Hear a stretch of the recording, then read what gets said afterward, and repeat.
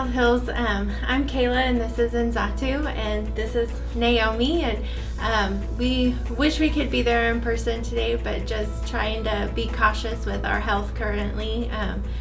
Expecting a new little one here in about a month or so. So we would just like to share with you a little bit about our vision and our calling for starting a seminary in Madagascar among the national people. We have some old churches in Madagascar, and they've adopted the syncretism and some kind of religion and bad theology. So a Baptist seminary will be very helpful in challenging these bad theologies in Madagascar. So it will be the first Baptist evangelical seminary in Madagascar. Right now we have 5 students from Madagascar who are doing their either PhD or doctoral studies, and we will go back to Madagascar, and so that's the very first time we have that number of students studying abroad and willing to go back to Madagascar. Our goal for the students, we've chosen the motto to hold firmly and guard and share the truth, and we've chosen that from the book of 1st and 2nd Timothy.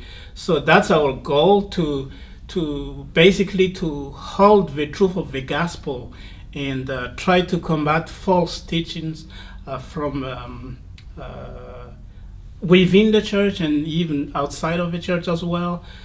A good example of false teaching will be we practice exhumation in Madagascar, which is people in Madagascar believe that the spirit of the dead are still living and dictating what their relatives should be doing.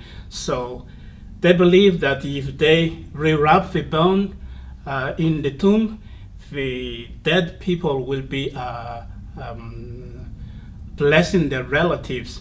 And the church some churches have adopted that as part of their practices and try to legitimize that from the scriptures. We've seen so often that the people of Madagascar want to do it. They want to reach the lost, and often they either just don't know how, or they don't understand the basics of it or what it really means. And so being able to present that from scripture in these class settings will equip them to be able to reach out to their brothers and sisters, to those that are in their community, or even being able to go further into the bush where more people can't get to be able to reach those people. And I think part with Malagasy is it is more of a third world country. They have a greater need. There's not a lot of the conveniences that we have here, and so they recognize that there's something missing and that they need something more. And when they catch a hold of the truth of the gospel, it rains them, and it can pour out of them in ways that can be difficult to really understand sometimes. And once that fire catches, they just want to spread it, and it just spreads throughout many, many places of, like I said, in the bush or in the cities and so forth. So for prayer for us as a family, the main thing would kind of just be for us, we're both full-time students. We are attempting to be as best equipped whenever we go as possible. So just that equipping for us, both of us individually, but also as a family, as a couple, that we will be able to keep focused on what God has called us to do, and not get distracted by so many other things that this life and this country have to offer sometimes, so that we can stay focused and persevere to what He's called us to do. Yes, pray also for here in America we have 2 families from Madagascar, and pray for unity for the team who are working on this project.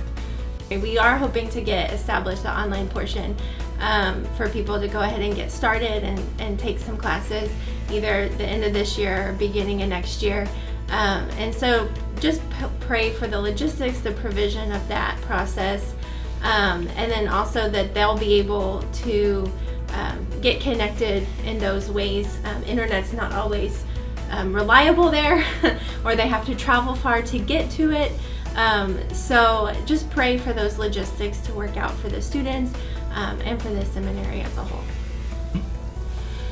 Thank you for listening to this video, and thank you guys for supporting us. We didn't expect our church to do this, so this means a lot to us, that our pastors and you guys are praying for us and are like fully on board in supporting us and helping us to help us to get this into fruition. And so thank you so much, everybody.